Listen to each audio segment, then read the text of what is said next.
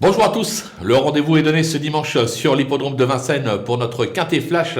Ce sera le Critérium des 3 ans, 2700 mètres, grande piste, 15 partants, mâles et femelles, des cracks. Au départ, on devrait pouvoir se régaler.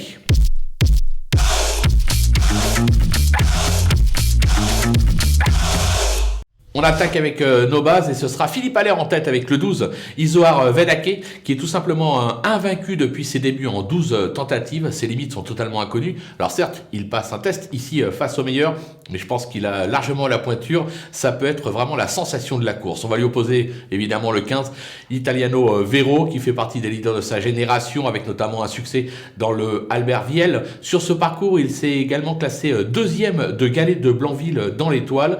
C'est le cheval tout simplement à battre de l'épreuve. Attention avec le 4 Inferno Piper. Sans sa faute, dernièrement, il aurait donné chaud à Italiano Vero. Ce sera une nouvelle fois une question de sagesse. Christophe Martens, qui est à Cagnes actuellement, redescend évidemment pour le driver. C'est une première chance au papier. Les opposants, la logique, le 13, Idéal Lignery, qui a impressionné début novembre en devançant justement Italiano Vero et qui vient encore de bien se défendre sur ce parcours, lui aussi peut tout simplement viser la gagne. Attention avec le 7, Idyll Speed, qui affiche pratiquement un sans faute depuis ses débuts. Elle n'a jamais failli sur ce parcours. JMB se met au sulky, sa place est sur le podium. Le numéro 14, Inoubliable, qui vient de renouer avec le succès sur ce parcours dans le Annick Dreux. Les mâles sont cette fois sur sa route. Ça complique un petit peu la tâche, mais en valeur intrinsèque, elle a tout à fait le droit d'aller avec cela et de jouer un podium. Le coup de poker, c'est un vrai coup de poker, avec le numéro 5, Icône de Castel, récente dauphine d'Inoubliable dans le Annick Dreux. Elle a gagné sa place au départ dans ce critérium par cette deuxième place. Sur sa lancée, je me dis qu'elle est capable de réaliser un numéro et de faire afficher une cote. On va se rappeler que LC Abrivard est tout simplement le tenant du titre de ce critérium des 3 ans. Les outsiders, avec le 10, I Love Me, sage, elle n'est jamais loin des podiums, elle affiche 72% de réussite sur ce parcours, elle reste pour moi barrée pour la victoire, mais pas pour une place dans cette épreuve. Le numéro 3, Ikatsu de Sainty, un trotteur de qualité qui reste en dessous des meilleurs, mais qui fait toutes ses courses. En longeant le rail, je pense qu'il est capable de venir s'immiscer dans la bonne combinaison. Moi, ça fait partie des chevaux que je n'oublierai jamais sur un ticket, je l'aime bien celui-là, c'est un peu un coup de cœur. Le numéro 9, Idyll à vie.